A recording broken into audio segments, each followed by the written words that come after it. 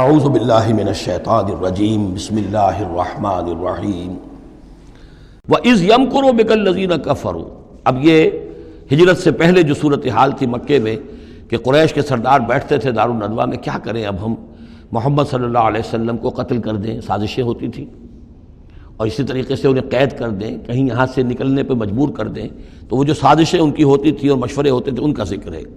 اور جب یاد کیجئے جب کہ وہ لوگ جو کافر ہوئے، یہ کافر لوگ آپ کے بارے میں مشورے کرتے تھے، چالیں چلتے تھے، اسکیمیں بناتے تھے، سازشیں کرتے تھے، لیُثْبِتُوکَ کا نمبر ایک تو یہ کہ آپ کو کہیں قید کر دیں، اور یقتلوکَ یا قتل کر دیں، اور یخرجوکَ یا آپ کو اپنی بستی سے کہیں نکال دیں۔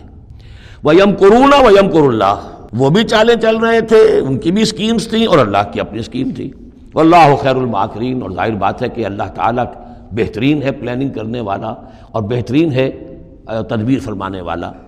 وَإِذَا تُتْلَىٰ عَلَيْهِمْ آيَاتُنَا قَالُوا قَدْ سَمِعْنَا لَوْ نَشَاءُ لَقُلْنَا مِثْلَ هَٰذَا، اور جب انہیں ہماری آیات پڑھ کے سنائی جاتی ہے تو وہ کہتے ہیں ٹھیک ہے، بہت سن لی ہم نے یہ آیات، بہت محمد آپ نے سنا لیا، کوئی ایسی بات بھی نہیں ہے، ہم چاہیں گے تو ایسا ہی کلام ہم بھی کہہ لیں گے۔ جرت نہیں کی کسی نے کہ آئے کہ یہ کلام میں نے ایک موضوع کیا ہے اور یہ قرآن کے برابر ہے، تو کوئی کمیشن بٹھا لیجئے، کوئی سازش بنا لیجئے کہ تو طے کریں، یہ جرت نہیں ہوئی۔ لیکن یہ کہہ دینے میں تو کوئی بات نہیں تھی، زبان کون پکڑے گا۔ لَوْ نَشَاءُ لَقُلْنَا مِثْلَ هَٰذَا، اگر ہم چاہیں گے تو ہم بھی ایسے کہہ دیں گے، کوئی ایسی بڑی بات نہیں ہے۔ یہ نضر بن حارث تھا کہ جس کی طرف یہ الفاظ منقول ہیں تاریخ اور سیرت میں۔ ان ھذا الا اساطیر الاولین، یہ نہیں ہے یہ مگر یہ کہ پچھلوں کی کہانیاں ہیں، قصے ہیں، جیسے آج بھی مستشرقین کہتے ہیں کہ کچھ تورات سے کچھ انجیل سے محمد نے لے لیا جوڑ جاڑ کر اور یہ قرآن بنایا ہے۔ اب تو خیر وہ دور ذرا بدل گیا ہے، یہ ذرا پچھلی صدی کی بات تھی، اس دور میں لوگ اس قسم کی باتیں زیادہ کرتے تھے۔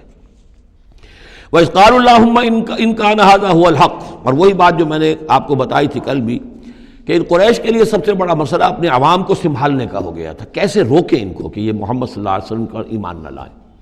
اس کے لیے جو اور تدبیریں وہ کرتے تھے اسی کی طرح کی ایک تدبیر کا ذکر آ رہا ہے۔ مجمع عام میں کھڑے ہو کر دعائیں مانگ رہے ہیں، اے اللہ اگر یہ جو کچھ محمد کہہ رہے ہیں اگر یہ حق ہے اور تیرے پاس سے آیا ہے یہ قرآن، فَأَمْطِرْ عَلَيْنَا حِجَارَةً مِّنَ السَّمَاءِ وَإِذْ قَالُوا اللَّهُمَّ إِن كَانَ هَذَا هُوَ الْحَقُّ مِنْ عِندِكَ، اگر یہ ہے حق تیری طرف سے، فَأَمْطِرْ عَلَيْنَا حِجَارَةً مِّنَ السَّمَاءِ، تو برسا دے ہم پر پتھر آسمان سے، اب ائتنا بعذاب الیم، یا پھر بھیج دے ہم پر کوئی عذاب۔ اب عذاب آیا نہیں، دیکھ لو، اس کا مطلب یہ کہ یہ محمد جھوٹے ہیں صلی اللہ علیہ وسلم۔ ہم نے تو کہہ دیا، اللہ کو پکار کر کہہ دیا، ہو سکتا ہے کبھی کعبے کے پردے پکڑ پکڑ کر کہا ہو اسی طریقے سے، تاکہ پورا یقین ہو جائے، کسی درجے میں بھی ہمارے عوام کے اندر کوئی وسوسہ، کوئی دغدغہ باقی نہ رہے۔ وَمَا كَانَ اللَّهُ لِيُعَذِّبَهُمْ، اور اللہ تعالیٰ انہیں عذاب نہیں دے سکتا تھا، اللہ کے لیے ممکن نہیں تھا کہ ان پر عذاب بھیجتا۔ وَأَنْتَ فِيهِمْ، جبکہ ابھی اے محمد آپ ان کے مابین موجود تھے۔ ہجرت سے پہلے معاملہ نہیں ہوا کرتا یہ، اللہ اپنے رسول کو ان کے ساتھی اہل ایمان کو نکال لیتا ہے، اس کے بعد کوئی عذاب اس نوعیت کا آتا ہے جس نوعیت کا وہ عذاب مانگ رہے تھے۔ وَأَنْتَ فِيهِمْ وَمَا كَانَ اللَّهُ مُعَذِّبَهُمْ، اللہ ان کو عذاب دینے والا نہیں تھا، وَهُمْ يَسْتَغْفِرُونَ، جبکہ وہ استغفار بھی کر رہے تھے۔ یعنی اسی مکے میں عوام الناس بھی تو تھے، سادہ لوگ بھی تو تھے، وہ استغفار بھی کرتے تھے، تلبیہ بھی پڑھتے تھے، لبیک اللہم لبیک لبیک اللہم لبیک، یہ بھی تو کرتے تھے، اللہ کو بھی پکارتے تھے۔ تو بڑا گڑبڑ سا معاملہ تھا، جب تک کہ اللہ تعالیٰ یمیز الخبیث من الطیب کر نہ دے اس وقت تک اس طرح کا معاملہ اللہ تعالیٰ کے لیے درست نہیں تھا۔ وَمَا لَهُمْ أَلَّا يُعَذِّبَهُمْ، باقی وہ عذاب کے پورے طور سے مستحق تو ہو چکے ہیں، اور کیا ہے کون سی رکاوٹ ہے ان کے لیے؟ مَا لَهُمْ أَلَّا يُعَذِّبَهُمُ اللَّهُ، کہ اللہ تعالیٰ ان کو عذاب نہ دے۔ وَهُمْ يَصُدُّونَ عَنِ الْمَسْجِدِ الْحَرَامِ، جبکہ وہ روک رہے ہیں مسجد حرام سے لوگوں کو۔ وَمَا كَانُوا أَوْلِيَاءَهُ، اور حقیقت میں یہ اس کے متولی نہیں ہیں، یہ اس کے مختار نہیں ہیں، یہ اس کے ساتھی نہیں ہیں۔ ان اولیاءہ الا المتقون، اس اللہ کے گھر کے تو ولی اور اس کے جو اصل مجاور کہہ لیجئے یا متولی کہہ لیجئے، وہ تو ہوں گے متقی لوگ جو اللہ کا تقوی رکھتے ہوں، اللہ کی بندگی کرتے ہوں۔ ولکن اکثرهم لا يعلمون، لیکن ان کی اکثریت علم نہیں رکھتی۔ وما كان صلاتهم عند البيت، اور انہوں نے جو نماز کا حلیہ بگاڑا ہے، نہیں ہے ان کی نماز بیت اللہ کے پاس الا مقام و تصدیہ، سیٹیاں بجاتے ہیں، تالیاں پیٹتے ہیں، یہ ان کی نماز رہ گئی ہے۔ طواف کرتے تھے تو اس میں سب سے اونچا طواف تھا برہنہ طواف، اور نماز جو تھی ان کی وہ یہ تھی۔ سیٹیاں بجاتے ہوئے. جیسے کہ آپ کو معلوم ہے کہ بعض علاقوں میں مسجدوں کے اندر جب وہ میلاد کی محفلیں ہوتی ہیں تو اس کے اندر ڈھول اور ڈھمکا، یہ میں نے سنا ہے کہ خاص طور پر افریقہ کے بعض ممالک میں کام ہوتا ہے. یہ اللہ کا شکر ہے اس حد تک کم سے کم یہ کہ بر عظیم پاک و ہند کے اندر جو بھی صورت ہوئی ہے وہ یہ مسجد کے اندر یہ خرافات نہیں ہوئی ہے، باقی باہر ہو رہی ہے جو بھی ہو رہی ہے. تو انہوں نے نماز کی بھی شکل یہ بنا دی تھی. فذوقوا العذاب بما کنتم تکفرون، تو اب چکھو مزہ عذاب کا اپنے کفر کی پاداش میں. ان الذین کفروا ينفقون اموالهم لیصدوا عن سبیل اللہ. ظاہر بات ہے یہ لشکر آیا تھا تو اس کے لیے بھی تو لاؤ لشکر تیار کرنا پڑا تھا نا، ساز و سامان، 900 اونٹ، 1000 آدمیوں کے لیے راشن بھی چاہیے تھا. مکے سے چل کے مدینے تک آنا ہے، جنگ میں رہنا ہے، تو یہ 10 اونٹ روزانہ جو ہے ذبح ہو رہے تھے اس فوج کے لیے. تو یہ سارا جو انفاق کیا ہے کچھ لوگوں نے کیا ہے نا، جو باطل کے لیے انفاق کر رہے تھے، شیطان کے لیے. وہ حزب الشیطان جو ہے آخر وہ بھی تو مجاہد تھے، وہ مجاہد تھے فی سبیل الشیطان، فی سبیل الشرک. تو جو خرچ کر رہے ہیں اپنے مال لیصدوا عن سبیل اللہ، تاکہ لوگوں کو روک سکیں اللہ کے راستے سے، فسینفقونھا، وہ اور بھی خرچ کریں گے. ابھی انہیں اور بڑے لشکر تیار کرنے پڑیں گے. ثم تکون علیہم حسرۃ، پھر یہ سب ان کے لیے ایک حسرت بن جائے گی. سب کچھ مال بھی ہم نے لگا دیا، ساری جانیں ہم نے گنوا دی، کچھ نہ ہوا. محمد کا بال بیکا نہ کر سکے صلی اللہ علیہ وسلم. اللہ کا دین تو جا الحق وزهق الباطل ان الباطل کان زہوقا. ایک وقت آئے گا کہ اللہ کا دین جو ہے غالب ہو جائے گا. ثم یغلبون، پھر وہ مغلوب ہو کر رہیں گے. والذین کفروا الی جہنم یحشرون، اور جو ان میں سے کافر ہوں گے، جو اس وقت ایمان لے آئیں گے اللہ تعالیٰ ان کو معاف فرما دے گا، اور جو کفر پر اڑے رہیں گے وہ جہنم کی طرف گھیر کر لے جائے جائیں گے. لیمیز اللہ الخبیث من الطیب، یہ بات جو ہے سورہ آل عمران میں بھی آئی، تاکہ اللہ تعالیٰ پاک کو ناپاک سے علیحدہ کر دے، ممیز کر دے.